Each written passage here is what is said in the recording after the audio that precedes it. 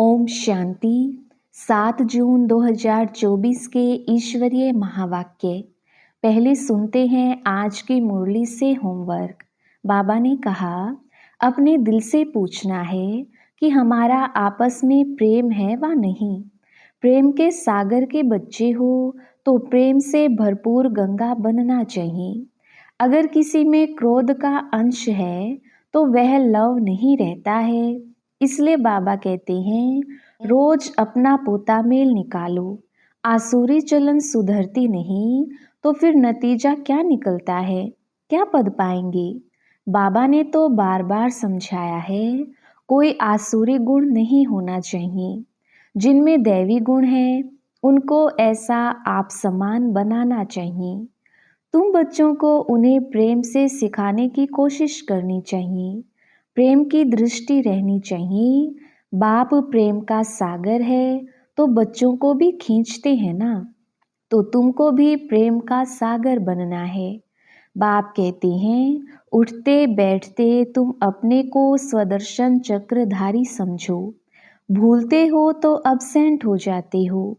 जब सदैव प्रेजेंट होंगे तभी ऊंच पद पाएंगे। भूल जाएंगे तो कम पद पाएंगे। और अब सुनते हैं महावाक्यों को विस्तार से। मुरली का सार। मीठे बच्चे, तुम आपस में रूहानी भाई भाई हो। तुम्हारा एक दो से अति प्यार होना चाहिए। तुम प्रेम से भरपूर गंगा बनो। कभी भी लड़ना झगड़ना नहीं। प्रश्न, रूहानी बाप को कौन से बच्चे बहुत बहुत प्यारे लगते हैं? उत्तर, पहला, जो श्रीमत पर सारे विश्व का कल्याण कर रहे हैं। दूसरा, जो फूल बने हैं, कभी भी किसी को कांटा नहीं लगाते। आपस में बहुत बहुत प्यार से रहते हैं, कभी रूसते नहीं।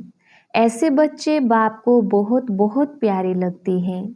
जो देह अभिमान में आकर आपस में लड़ते हैं, लून पानी होते हैं, वह बाप की इज्जत गवाते हैं। वह बाप की निंदा कराने वाले निंदक हैं। ओम शांति। जैसे रूहानी बच्चों को अब रूहानी बाप प्यारा लगता है, वैसे रूहानी बाप को रूहानी बच्चे भी प्यारे लगते हैं, क्योंकि श्रीमत पर सारे विश्व का कल्याण कर रहे हैं। कल्याणकारी सब प्यारे लगते हैं। तुम भी आपस में भाई भाई हो, तुम भी जरूर एक दो को प्यारे लगेंगे। बाहर वालों से इतना प्यार नहीं रहेगा जितना बाप के बच्चों का आपस में होगा।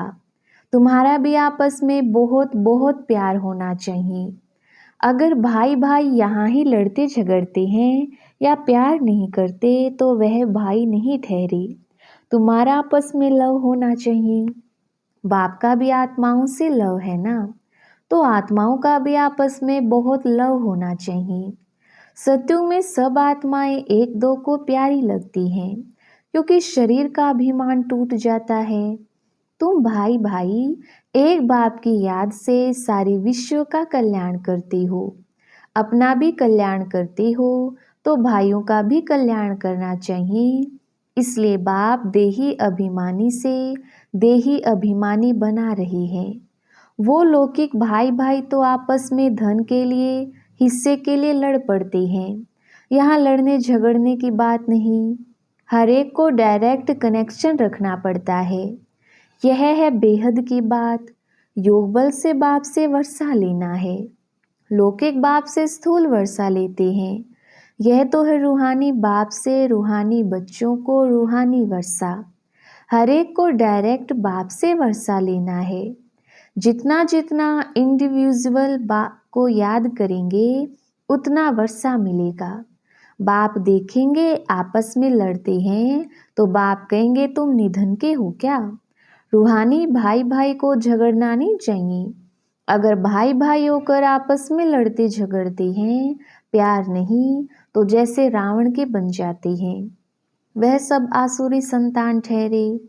फिर दैवी संतान और आसुरी संतान में जैसे कि फर्क नहीं रहता, क्योंकि देह अभिमानी बनकर ही लड़ते हैं।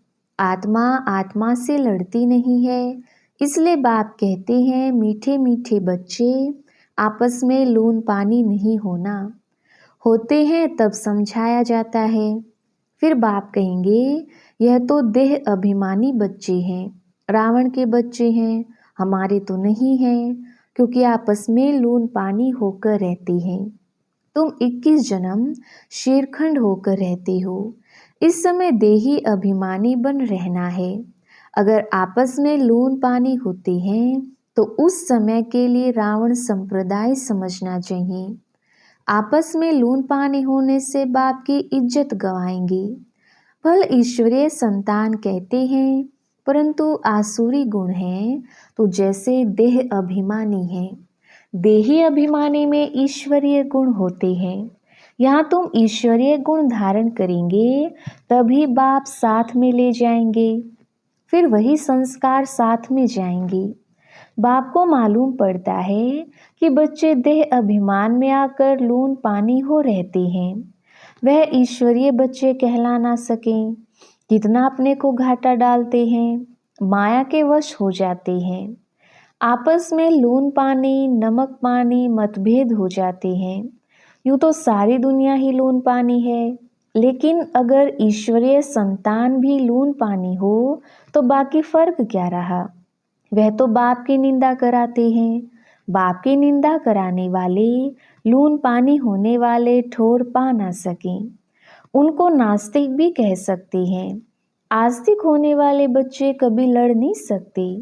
तुम्हें आपस में लड़ना नहीं है, प्रेम से रहना यहाँ ही सीखना है, जो फिर 21 जन्म आपस में प्रेम रहेगा।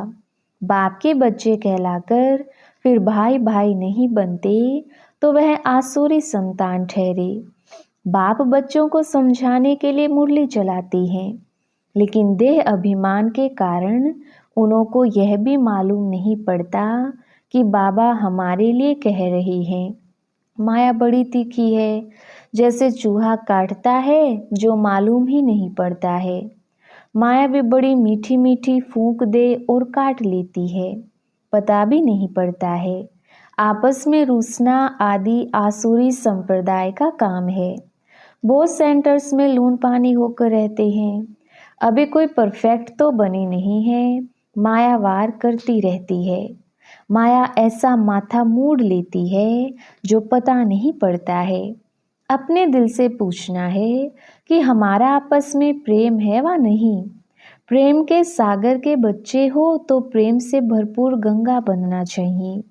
लड़ना झगड़ना उल्टा सुल्टा बोलना, इससे ना बोलना अच्छा है। Hear no evil. अगर किसी में क्रोध का अंश है तो वह लव नहीं रहता है। इसलिए बाबा कहते हैं रोज अपना पोता मेल निकालो। आसुरी चलन सुधरती नहीं तो फिर नतीजा क्या निकलता है, क्या पद पाएंगे। बाप समझाते हैं कोई सर्विस नहीं करेंगे तो फिर क्या हालत हो जाएगी, पद कम हो जाएगा। साक्षात्कार तो सबको होना ही है। तुमको भी अपनी पढ़ाई का साक्षात्कार होता है। साक्षात्कार होने के बाद ही फिर तुम ट्रांसफ़र होते हो। ट्रांसफ़र होकर तुम नई दुनिया में आ जाएंगे। पिछाड़ी में सब साक्षात्कार होगा, कौन कौन किस मार्क्स से पास हुआ है। फिर रोएंगे पीटेंगे, सजाएं भी खाएंगे, पछताएंगे। बाबा का कहना नहीं माना। बाबा ने तो बार बार समझाया है कोई आसुरी गुण नहीं होना चाहिए। जिनमें दैवी गुण है उनको ऐसा आप समान बनाना चाहिए। बाप को याद करना तो बहुत सहज है। अलफ और बे, अलफ माना बाप, बे माना बादशाही। तो बच्चों को नशा रहना चाहिए। अगर आपस में लून पानी होंगे तो फिर ईश्वरीय औलाद कैसे समझेंगे। बाबा समझेंगे यह आसुरी औलाद है, माया ने इसे नाक से पकड़ लिया है। उनको पता भी नहीं पड़ता है, सारी अवस्था डावाडोल, पद कम हो जाता है। तुम बच्चों को उन्हें प्रेम से सिखाने की कोशिश करनी चाहिए, प्रेम की दृष्टि रहनी चाहिए। बाप प्रेम का सागर है तो बच्चों को भी खींचते हैं ना, तो तुमको भी प्रेम का सागर बनना है। बाप बच्चों को बहुत प्यार से समझाते हैं, अच्छी मत देते हैं। ईश्वरीय मत मिलने से तुम फूल बन जाते हो। सब गुण तुमको देते हैं, देवताओं में प्यार है ना, तो वह अवस्था तुम्हें यहाँ जमानी है। इस समय तुमको नॉलेज है, फिर देवता बन गए तो नॉलेज नहीं रहेगी, वहाँ दैवी प्यार ही रहता है। तो बच्चों को अब दैवी गुण भी धारण करने हैं। अभी तुम पूज्य बनने लिए पुरुषार्थ कर रहे हो, अभी संगम पर हो। बाप भी भारत में आते हैं, शिव जयंती मनाते हैं, परंतु वह कौन है, कैसे, कब आते हैं, क्या करते हैं, यह नहीं जानते। तुम बच्चे भी अभी नंबरवार पुरुषार्थ अनुसार जानते हो। जो नहीं जानते वह किसको समझा भी नहीं सकते, फिर पद कम हो जाता है। स्कूल में पढ़ने वालों में कोई की चलन खराब होती है तो कोई की सदैव अच्छी चलन रहती है। कोई प्रेजेंट रहे, कोई अब्सेंट। यहाँ प्रेजेंट वह है जो सदैव बाप को याद करते हैं, स्वदर्शन चक्र फिराते रहते हैं। बाप कहते हैं उठते बैठते तुम अपने को स्वदर्शन चक्रधारी समझो। भूलते हो तो अब्सेंट हो जाते हो। जब सदैव प्रेजेंट होंगे तभी ऊंच पद पाएंगे, भूल जाएंगे तो कम पद पाएंगे। बाप जानते हैं अभी टाइम पड़ा है। ऊंच पद पाने वालों की बुद्धि में यह चक्र फिरता होगा। कहा जाता है शिव बाबा की याद हो, मुख में ज्ञान अमृत हो, तब प्राण तन से निकले। अगर कोई चीज से प्रीत होगी तो अंतकाल में वह याद आती रहेगी। खाने का लोभ होगा तो मरने के समय वह चीज ही याद आती रहेगी, यह खाऊं, फिर पद भ्रष्ट हो पड़ेगा। बाप तो कहते हैं स्वदर्शन चक्रधारी होकर मरो और कुछ भी याद ना आए। बिगर कोई संबंध जैसे आत्मा आई है वैसे जाना है। लोभ भी कम नहीं, लोभ है तो पिछाड़ी समय वही याद आता रहेगा। नहीं मिला तो उसी आश में मर जाएंगे। इसलिए तुम बच्चों में लोभ आदि भी नहीं होना चाहिए। बाप समझाते तो बहुत हैं, परंतु समझने वाले कोई समझे।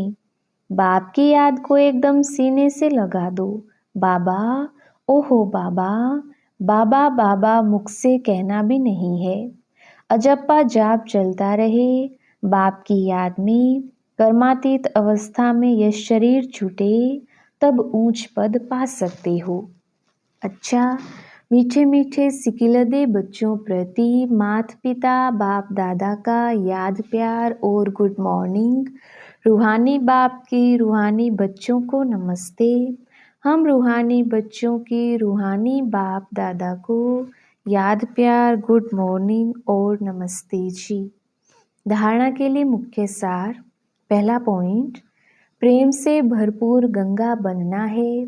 सबके प्रति प्रेम की दृष्टि रखनी है। कभी भी मुख से उल्टे बोल नहीं बोलने हैं। दूसरा पॉइंट, किसी भी चीज में लोभ नहीं रखना है।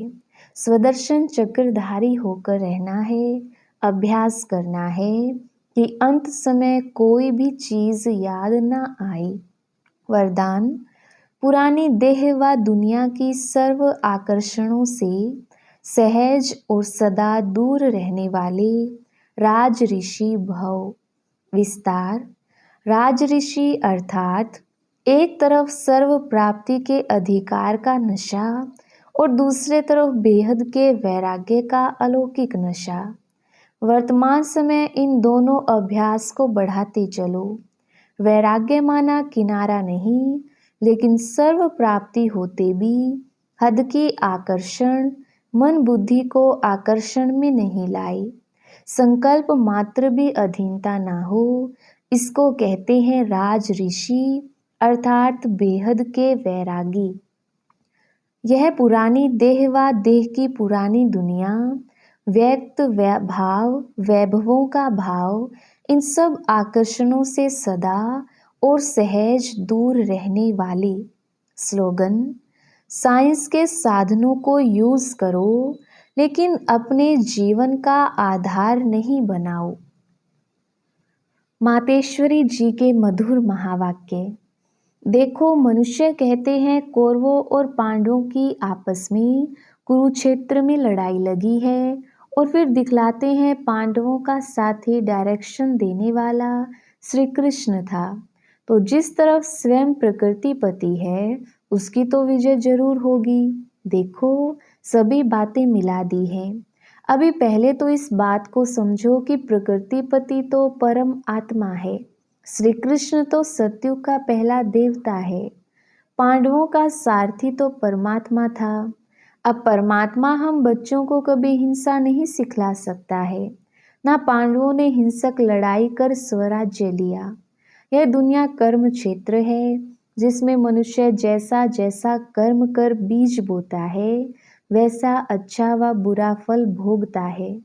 जिस कर्म क्षेत्र पर पांडव अर्थात भारत माता शक्ति अवतार भी मौजूद है, परमात्मा भारत खंड में ही आते हैं, इसलिए भारत खंड को अविनाशी कहा जाता है। परमात्मा का अवतरण खास भारत खंड में हुआ है क्योंकि अधर्म की वृद्धि भी भारत खंड से हुई है। वहाँ की परमात्मा ने योग बल द्वारा कौरव राज्य खत्म कर पांडवों का राज्य स्थापन किया। तो परमात्मा ने एक आदि सनातन धर्म स्थापन किया, परंतु भारतवासी अपने महान पवित्र धर्म और श्रेष्ठ कर्म को भूल अपने को हिंदू कहलाते हैं। बेचारे अपने धर्म को ना जान औरों के धर्म में जुट गए हैं। तो यह बेहद का ज्ञान बेहद का मालिक खुद ही बताता है। यह तो अपने स्वधर्म को भूल हद में फंस गए हैं, जिसको कहा जाता है अति धर्म ग्लानि, क्योंकि यह सब प्रकृति के धर्म है। परंतु पहले चाहिए स्वधर्म। तो हरेक का स्वधर्म है कि मैं आत्मा शांत स्वरूप हूँ। फिर अपनी प्रकृति का धर्म है देवता धर्म। यह 33 करोड़ भारतवासी देवताएं हैं। तभी तो परमात्मा कहता है अनेक देह के धर्मों का त्याग करो, सर्व धर्मानि परित्यज्य। इस हद के धर्मों में इतना आंदोलन हो गया है, तो अब इन हद के धर्मों से निकल बेहद में जाना है। उस बेहद के बाद सर्वशक्तिवान परमात्मा के साथ योग लगाना है। तो सर्वशक्तिवान प्रकृति पति परमात्मा है, ना कि श्री कृष्ण।